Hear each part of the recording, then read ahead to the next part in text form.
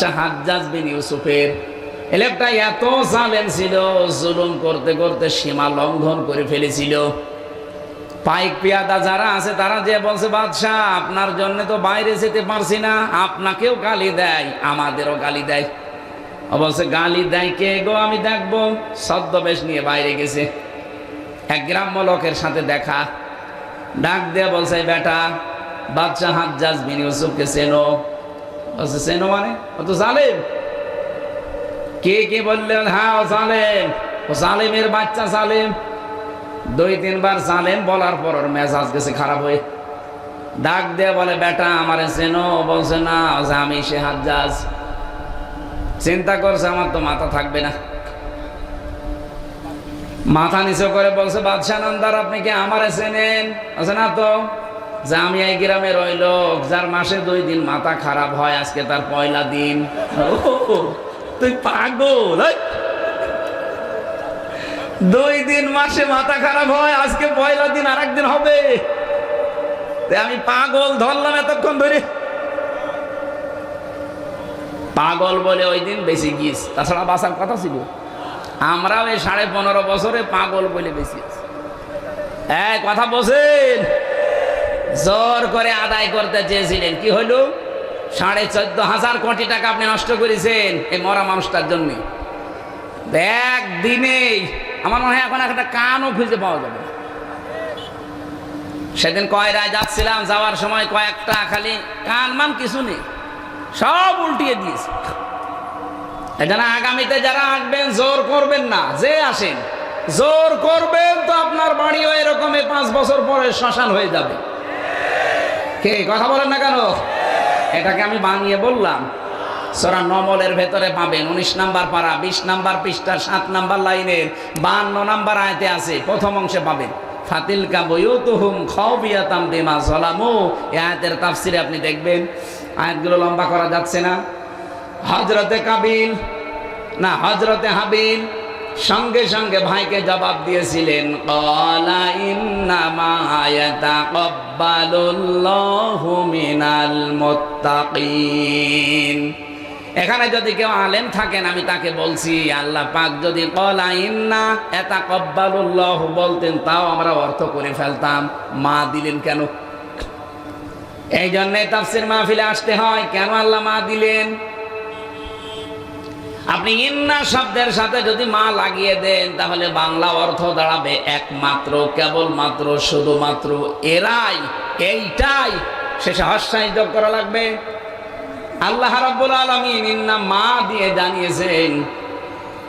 হাবিল তার ভাইকে এটা শুধু জানায়নি, কিয়ামত পর্যন্ত সবাই যারা আসবে তারপরে তাদেরকে জানিয়েছেন, ক্বালা ইন্নামা ইয়াতাকাব্বালুল্লাহু মিনাল মুত্তাকিন।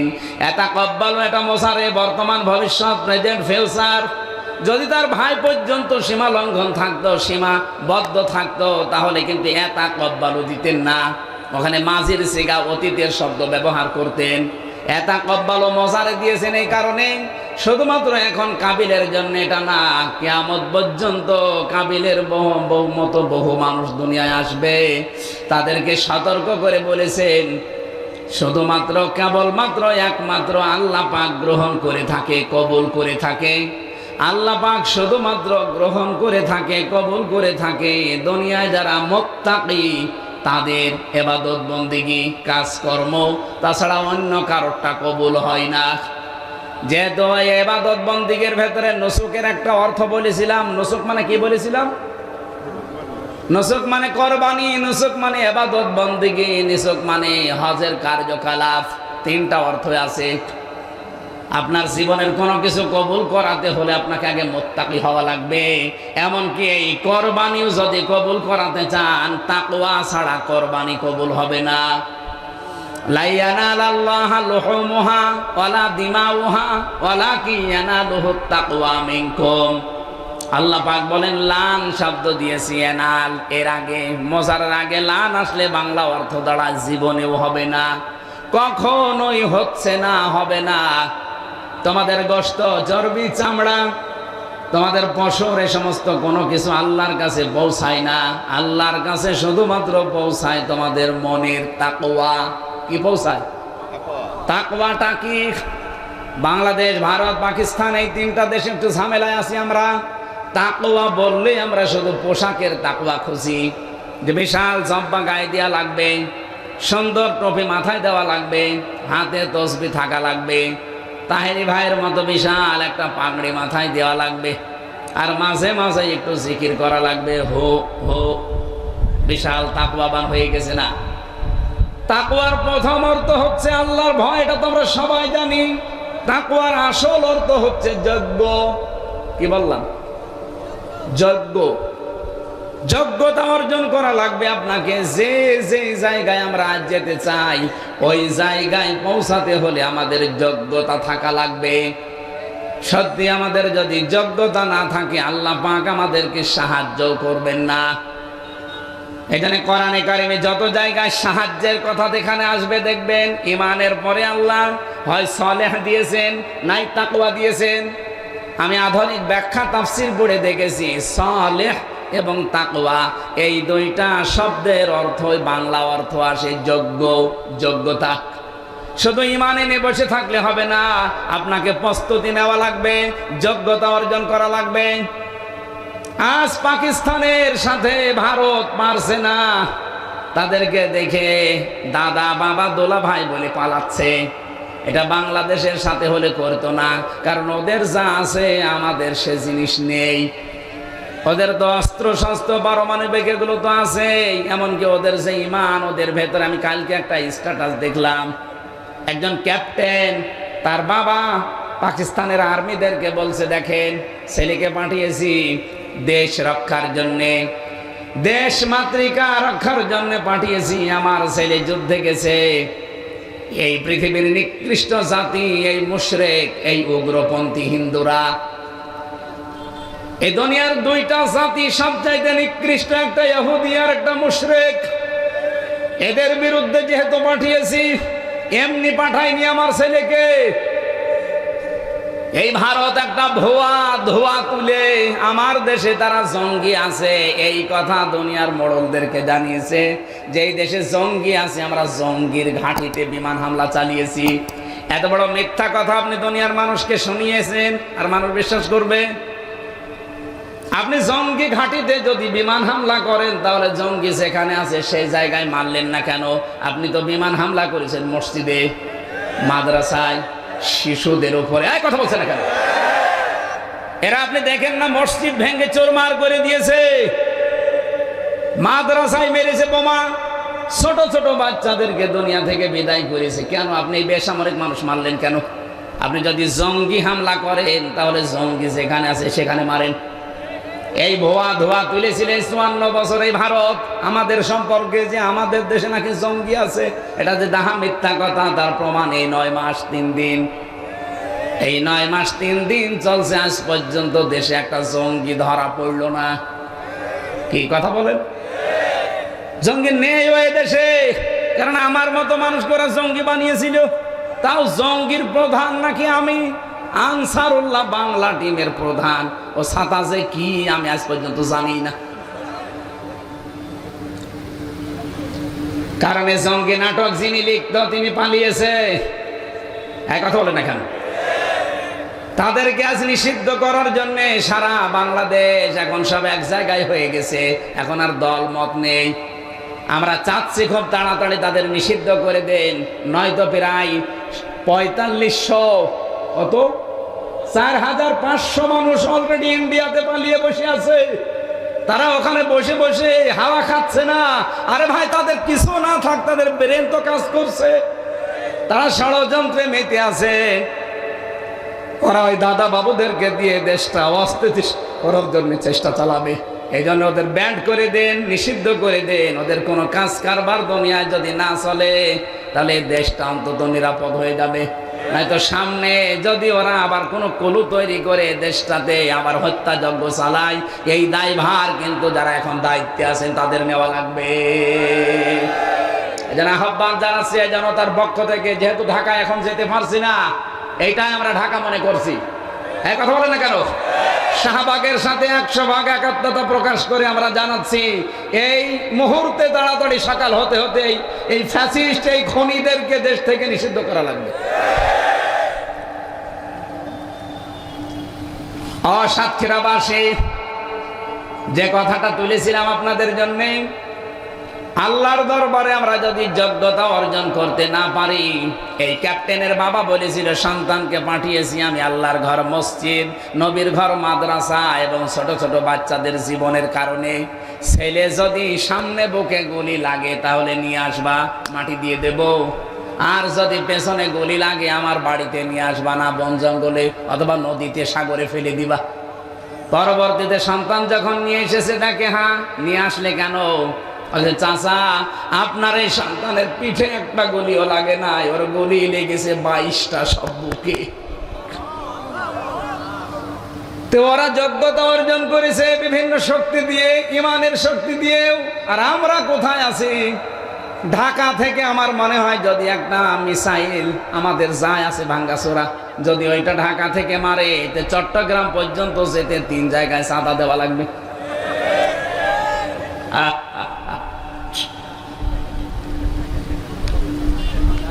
এমনি নেই তো নেই, যদি থাকেও 2-1টা, আমার মনে হয় ঢাকা থেকে চট্টগ্রাম মাত্র 250 কিলো, ও দেশ পারও হবে না 250 কিলো যেতে যেতে 3-4 জায়গায় চাঁদা ধরবে। একবার ওই যে নারায়ণগঞ্জে বসে আছে আল্লাহর ওলি শামীম ওসমান, 72 রাকাত তাহাজ্জুদ পড়তো। পুরাটা মিথ্যা কথা। তাহাজ্জুদের নামাজ মাত্র কয় রাকাত? 8 রাকাত নয় 12 রাকাত। তো 72 রাকাত পড়ে, তার মানে জীবনে নামাজই পড়ে না তাহাজ্জুদে। ওই জায়গায় একবার ধরত। এরপরে কুমিল্লায় আরেক মস্তান আছে, ওই যে বাহার মস্তান, ওই বাহারে ধরত। এরপরে ফেনীতে জয়নাল হাজারি ধরত। এরপরে তো চট্টগ্রাম। 3 জায়গায় যদি এই মিসাইল যেতে যেতে চাঁদাবাজি হয়, তো মিসাইল যাবে। আমাদের কি আছে বলেন? আমাদের যে কোরবানি সামনে আসতেছে, কবুল হবে কি দিয়ে? কবুল হবে। আমাদের তাকওয়া আছে। তাকওয়া মানে শুধুমাত্র জব্বা গায়ে দিয়া না, আল্লাহর ভয় না। তাকওয়া মানে যজ্ঞ। 2 নম্বরে তাকওয়ার ব্যাখ্যা, তাকওয়া মানে আল্লাহর নিষিদ্ধ কাজগুলো ঘৃণা ভরে ছেড়ে দেওয়ার নাম তাকওয়া। এমনি ছেড়ে দেওয়ার নাম খৌফ। আর তাকওয়া হচ্ছে নিষিদ্ধ কাজ যেগুলো ঘৃণা ভরে ছেড়ে দেওয়া, এর নাম কি? এই যে পরকীয়া প্রেম যারা করেন, এটা নিষিদ্ধ কাজ না? বলেন বলেন, এটা শুধু ছেড়ে দিলে হবে না ঘৃণা করে ছেড়ে দেওয়া লাগবে? কারা কারা ছেড়ে দেবেন হাত তোলেন তো। এই লাইন চলছে কার সাথে? এদিকে আসুন। 2 হাত তুলিস। দাড়ি মুখে নিয়ে লজ্জা করেন আপনার? কার সাথে লাইন আছে আপনার বলেন? আপনার ভাবির সাথে না প্রতিবেশীর স্ত্রীর সাথে? শালীর সাথে? যার সাথে লাইন থাকে এই মুহূর্তে তওবা করেন। মোবাইল নাম্বারে 9 নাম্বার ডিলিট করে দেন। না না, আমি হাসির জন্য বলি না। যাদের যার সাথে লাইন আছে এই মুহূর্তে নাম্বার ডিলিট করেন। মেয়ে লোকের সাথে গল্প করা জায়েজ নেই, শুধু 14 জন মেয়ে লোক ছাড়া। কয়জন? আপনার নিজের মা, নিজের আপন বোন, নিজের ফুফু, নিজের আপন খালা, নিজের পুত্রবধূ, ভাইয়ের মেয়ে, বোনের মেয়ে, এরকম 14 জন মহিলা আছে স্ত্রী। এর বাইরে যদি কারো সাথে গল্প করতে চান মোবাইলে, প্রথমে সালাম দেওয়ার পরে যদি দেখেন যে না এই 14 জনের গলার মতো হচ্ছে না, কেটে দেবে। জায়েজ নেই কথা বলা। কিসের কথা বলবেন আপনি? আপনি কি মাসলা মাসাইল জানেন যে আপনাকে মাসলা জিজ্ঞাসা করে? আমার এই মোবাইলে যত কল আসে বিভিন্ন মাসলার জন্য, যদি আমি গল্প আরম্ভ করি ঘন্টার পরে 24 ঘন্টা কিন্তু গল্পই করা লাগবে। এই 2 দিন আগে মালয়েশিয়া থেকে, ইন্দোনেশিয়া থেকে, ওরা তো এই ফেসবুকে চেহারা দেয় না, এমন এমন সুন্দর করে কাটিং দেয়, আপনি দেখলে পাগল হয়ে যাবেন। এ দিয়ে প্রথমে মেসেজ দেয়, মেসেজের রিপ্লাই দিলাম যে কি কোনো সমস্যা, কিছু দরকার, তারপরে আর কিছু দেয় না। তার মানে যদি কল ধরতাম, কথাবার্তারা এমনভাবে শুরু করতো, ওইটা ওরা রেকর্ড করে ইন্টারনেটে দিয়ে বলতো, এই দেখেন হামজা। আমার 12টা বেজে যেত না। একবার সেই কি ট্রাক যেন, মোরাদ ট্রাক, টাকলা মোরাদ, 6 মিনিট 32 সেকেন্ড শুধু ফাঁস হয়ে গেছে। ওর মন্ত্রিত্ব গেছে, এমপি গিরি গেছে, দল থেকে বাদ দিয়েছে। আর আমার যদি কিছু ফাঁস হয় একেবারে উল্টোপাল্ট হয়ে যাবে না। এই জন্য আমি পারতপক্ষে আমার এই 14 জন মহিলা বাদ দিয়ে কেউ যদি কল দেয়ও মাসলা মাসাইল জিজ্ঞাসা করবেন, আমার পাশে যে হোসাইন হুজুর থাকে বলে যাই না, ও বলে যে আমি হামজা বলছি, যা বলবেন বলেন, কথাবার্তা শেষ। যদি মাসলা যদি জানা থাকে বলে দিই যে এটা বলে দেন, না হলে দরকার নেই। মেয়েদের সাথে কথা বলার ব্যাপারে খুব সেন্সিটিভ থাকা লাগবে ভাই। এটা কিন্তু রেকর্ড হচ্ছে। আপনি মনে করছেন কি আর রেকর্ড করবে মানে? আমি নিজে রিমান্ডে যেয়ে দেখেছিলাম, ওদের যে মেশিন আছে অত্যাধুনিক। এই যে বাটন মোবাইলে যারা কথা বলে, অনেকে বলে যে ফেসবুকে এরপরে হোয়াটসঅ্যাপে কল দিলে ওরা টের পায় না। কে বলেছে আপনাকে টের পায় না? সব ওরা দেখতে পাচ্ছে। এমন অত্যাধুনিক মেশিন নিয়ে এসেছিল এই সাতক্ষীরার মাওলানা আমিরুল ইসলাম বেলালি, নাম শোনেননি? ওই যে কলারওয়ায় বাড়ি। আমি যেই দিন ধরা পড়লাম তার পরের দিন ওই ভাই কল দিয়েছে আমার বাড়িতে। আপনি চিন্তা করতে পারেন, সাতক্ষীরার কেউ কল দিলে সেটা রেকর্ড করে পরের দিন রিমান্ডে আমার শোনাবে? কল্পনায় আসে? আমার তো জীবনেও কল্পনায় আসে না। অথচ দেখি উনি কল দিয়েছে, সেটা ওরা রেকর্ড করে আমারে বলছে, এই দেখেন কিভাবে কি বলেছে, আপনি যা বলছেন একটা কথাও মিলছে না। আমি তো আর জানি না যেদিকে গোপনে গোপনে সব এদিকে সেট করা আছে। যার সাথে কথা বলবেন খুব হিসাব নিকেশ করে। এমনকি মোবাইলে স্ত্রীর সাথে যে কথাবার্তার রংভং দিয়ে বলেন, যদি বলতে পারেন এটা সওয়াব হবে। কিন্তু আমার মনে হয় মোবাইলে এগুলো বলা ঠিক না, কারণ ওই শয়তানরা অফিসে বসে বসে সব দেখে। আরও কিছু গোপন বিষয় আছে, আমি নিচে নামতে পারছি না। আপনারা সতর্ক থাকবেন এই বিষয়টায়। যারা পরকীয়া প্রেমী আছেন, যেহেতু এটা অবৈধ কাজ, একটা হারাম কাজ। আজ কত মানুষ এভাবে 2-3 মাস, 5 মাস, 6 মাস, 1 বছর লাইন করে আর পাত্তা দিতে চায় না। তখন দেখা যাচ্ছে মেয়ে যে বাড়িতে বলে যে আমি অনশন করলাম, আমার বিয়ে না করলে আমি মরে যাব। এই দেশে হয় না, এলাকায়। এই জন্য আমাদের সতর্ক থাকা লাগবে। আল্লাহ আমাদেরকে নিষিদ্ধ কাজগুলো ঘৃণা করে ছেড়ে দেওয়ার তৌফিক দিন, বলেন আমিন। সম্মানিত মা বোন যারা এসেছেন, খাদিজাতুল কুবরার দিকে আপনারা তাকান। জীবনে মহিলা 1 ওয়াক্ত নামাজ পড়েনি। আমাদের এই মা 1 ওয়াক্ত নামাজ পড়েনি, একটা রোজা রাখেনি, জীবনে একটা দিনের জন্য পর্দায় ছিল না। আপনি খাদিজার পুরা জীবন পড়ে দেখেন, 1 ওয়াক্ত নামাজ পাবেন না, রোজা পাবেন না, জীবনে একটা হজও করেনি, একটা টাকা জাকাতও দেয়নি, একদিনের জন্য পর্দায় ছিল না। কেন ছিল না? কারণ তার ইন্তেকালের পরে এই বিধানগুলো সব নাজিল হয়। এই জন্য উনি মানেননি, পারেননি মানতে। কিন্তু আল্লাহ তাকে নিজে সালাম দিয়েছেন এবং জান্নাতে ঘর বানিয়ে আল্লাহ পাঠিয়েছেন তার জন্য। একটা মাত্র কারণ পেয়েছি পুরা জীবন পড়ে, তিনি কোনো দিন বৈবাহিক জীবনে স্বামীকে একটা সেকেন্ডের জন্য দুঃখ দেননি, স্বামীর মনে কষ্ট দেননি। এখানে যারা আছেন একেবারে আল্লাহর দিকে তাকিয়ে বলতে পারবেন যে জীবনে বিয়ের পর থেকে আজ পর্যন্ত আমার বউ 1 সেকেন্ডের জন্য আমাকে কষ্ট দেয়নি? হাত তোলেন তো দেখি। কেউ নেই।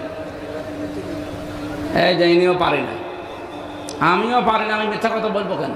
আমি দুঃখ পেয়েছি, এই জন্য হাত তুলতে পারলাম না। মা বোন যারা এসেছেন মনে করছেন শুধু নামাজ পড়া, রোজা রাখা আর কালো বোরকা পড়লে জান্নাতে চলে যাবেন। কে বলেছে আপনাকে? স্বামীর মনে দুঃখ দেওয়া যাবে না, সাবধান। এই জায়গাটায় খুব সেন্সিটিভ জায়গা। বাইরে থেকে আসলে সংসারের সব কাজ বাদ দিয়ে স্বামীর পেছনে সময় দেওয়া লাগবে। এটা আপনার সবচাইতে বড় ইবাদত। আজ পারিবারিক জীবনে ছোটখাটো বিষয়গুলো আমরা কন্ট্রোল করতে পারি না, এই জন্য আজ অশান্তির দাবানল জ্বলছে। আমি জেলে বসে বসে কয়েকটা চটি বই লিখেছিলাম মেয়েদের এই জীবন নিয়ে, পারিবারিক জীবনের সমস্যা, দাম্পত্য জীবনে এবং তার সমাধান। এই বইগুলো আনতে পারেন। আমার গাড়িটা নষ্ট হয়ে পড়ে আছে যশোরে, আমি অন্য একটা গাড়ি নিয়ে এসেছি। ওরা নিয়ে এসেছে কিনা আমি জানি না, এসেছে। যদি এনে থাকে তাহলে ওনাদের কাছে নিয়ে আপনার স্ত্রীকে, মাকে পড়ায়েন। আমরা আয়াতটা আর শেষ করতে পারছি না, হালকা কালেকশন করলে ভালো হয়। আবার প্রশ্নও দেখছেন, এই যারা গেছে ভেতরে ওনারা কই? লোকজন কই? যা যে নিয়ে এসেছিলেন আপনারা একটু পারলে দিয়ে দেন তো ভাই। আর আগামীতে আমি আবার বলছি, আমার রাত সর্বোচ্চ 9টা থেকে 9:30 স্টেজে তোলাই লাগবে, না হলে আমার নিয়ে আসবেন না। মেয়েটির জন্য কন্যা সন্তান হয় না, তার মাথায় পানি ঢেলে দেন। আরে মাথায় পানি ঢালা লাগবে না, এমনি দোয়া করুন। হযরত আমার আব্বা খুব অসুস্থ। হ্যাঁ ঠিক আছে। কয় আপনারা গেছেন ভেতরে? কয় লোকজন? কয় আপনার সে লোকটা কয়? একটা লোকও তো দেখি না। কালেকশন বারবার করেছেন তো, এই জন্য মানুষ তো বিরক্ত। এখন 12:10 বাজে, এখন তাহাজ্জুদের সময়, আমি আর টানতে পারছি না। আল্লাহুম্মা আমিন। লা ইলাহা ইল্লা আনতা সুবহানাকা ইন্নী কুনতু মিনাজ জালিমিন। আল্লাহুম্মা গফিরলি ওয়ারহামনি ওয়াহদিনি ওয়াফিনি ওয়ারযুকনি ইয়া রাব্বাল আলামিন। আল্লাহ বিশাল আয়োজনে যারা শ্রম দিয়েছে এই মানুষগুলোকে কবুল করে নাও। এলাকায় মাটির নিচে যারা ঘুমিয়ে আছে এদেরকে তুমি ক্ষমা করে দাও। আল্লাহুম্মা আনসুর ইখওয়ানানা ফি পাকিস্তান, আল্লাহুম্মা আনসুর ইখওয়ানানা ফি ফিলিস্তিন, আল্লাহুম্মা আনসুর ফি ইখওয়ানানা হিন্দুস্তান। রব্বুল আলামিন, মুসলমানরা যেখানে কষ্টে আছে, মুসিবতে আছে, তাদেরকে তুমি বাঁচাও। এই সাতক্ষীরার মাটির নিচে যারা ঈমান নিয়ে ঘুমিয়ে গেল এদেরকে মাফ করে দাও। সম্মানিত মা বোনদেরকে তুমি খাদিজাতুল কুবরার মতো বানিয়ে দাও। আল্লাহ, স্বামী সংসারে যাদের অশান্তি আছে মেহেরবানি করে শান্তি। রাতের বেলা স্ত্রীর হাত ধরে নিয়ে গেছে রেল লাইনের সামনে, রেলগাড়ি আসে না, আন্দাজে গেট বন্ধ করে দিয়ে বসে আছে। ওই যে রেলগাড়ির গেট থাকে না, ওই রাস্তা দিয়ে যা ভ্যান গাড়ি, যা রিক্সা, অটো রিক্সা, যা সব বন্ধ। স্ত্রী ডাক দিয়ে বলছে কি, দেখলে না ট্রেন আসে না, তারপরও আমি গেট বন্ধ করলাম, সব গাড়ি থেমে গেল, এটা আমার ক্ষমতা। স্ত্রী বলছে তাই? কিছুক্ষণ পরে দেখে ট্রেন আসতেছে, লাল একটা কাপড় উড়িয়েছে, ট্রেন গেছে থেমে। স্ত্রীর হাত ধরে বলছে দেখলে ট্রেন তো এখানে থামার কথা না, এটা একবারে যে বেনাপোলে থামবে, অথচ মাঠের ভেতরে আমি এই ট্রেন থামিয়ে ফেললাম, এটা আমার ক্ষমতা। স্ত্রী বলছে মনে মনে, আল্লাহ তুমি কার ঘরে আমারে পাঠালি, তো ক্ষমতা নিয়ে বাসে না। হঠাৎ ট্রেনের ড্রাইভার এসে বলছে কি গো, কোনো সমস্যা? যে না স্যার, ট্রেন থামালি। বলছে আমার এই বউ বিশ্বাস করে না যে আমার ক্ষমতা আছে, ওরে আমি দেখালাম। ট্রেনের ড্রাইভার ওরে 2 থাপ্পড় দিয়ে বলে, বেটা বেয়াদব, কত গুরুত্বপূর্ণ লোক আছে ট্রেনে, বিভিন্ন জায়গায় যাবে, আর তুমি বউ খুশি করার জন্য ইয়ারকি মারো। ট্রেন নিয়ে যখন চলে গেছে, বউ বলছে ওগো তুমি গেট বন্ধ করে ভ্যান রিক্সা সব দাঁড়িয়ে যায়, আমি বুঝলাম। লাল কাপড় উড়িয়ে দিলে ট্রেন থেমে যায় চলন্ত, আমি বুঝলাম, কিন্তু ওই লোকটা তোমার তড় দিল কেন? ও বলছে ও দেখিয়েছে ওর ক্ষমতা, আর আমি দেখালাম আমার ক্ষমতা। এই ক্ষমতা দেখা দেখি চলছিল এই 15 বছরে। এই কথা বলছেন, কেউ বসেছিল? কাবিল ঠিক এইটাই বলেছিল, লামে তাকিদ, গ্যারান্টি দিয়ে বলেছে না আমি তোকে ছাড়বো না, তোকে মেরেই ফেলবো, হত্যা করবো। কিন্তু কাবিল হাবিল যারটা কবুল হয়েছে, ও কিন্তু এভাবে হাত প্রসারিত করে বলে নাই যে আমি তোকে মেরে ফেলবো। কি বলেছিল সেই কথাটাই আজকে আপনাদের শিক্ষার জন্য বলছি। জোর করে কোনো জিনিস কিন্তু পাওয়া যায় না পৃথিবীতে। এই 15.5 বছরে অনেকে জোর করে সম্মান আদায়ের চেষ্টা করেছিল। একটা মরা মানুষের সম্মান আদায়ের চেষ্টা করেছে 15.5 বছর, সম্মান তো দেয়নি, শুধু আগস্টের 5 তারিখ আসতে দেরি মাটির সাথে মিশিয়ে দিয়েছে। আমরা চাই আগামীতে কোনো মানুষের এভাবে সম্মান জোর করে যেন কেউ আদায় না করে।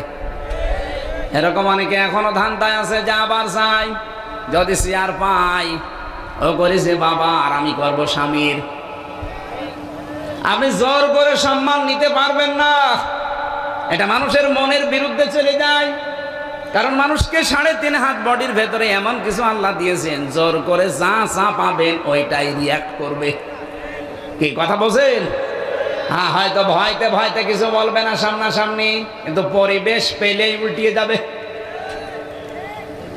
আমার দাদা থাকতে আমি বহু সুন্দর সুন্দর গল্প শুনতাম, কিন্তু উনি যে মারা গেছে, জেলে থাকতে আমি জানতামও না। 15 দিন পরে আমার এক কারারক্ষী যে বলছে এক বুড়ো মরে গেছে। বুড়ো মরে গেছে মানে? পরে শুনলাম যে আমার দাদা। এই দাদার কারণে আমি মাদ্রাসায় এসেছিলাম। আমি তো জেনারেলে পড়তাম, উনি আমাকে মাদ্রাসায় দিয়েছিল। বলে না, একটা এ বংশের ভেতর অন্তত হুজুর হোক।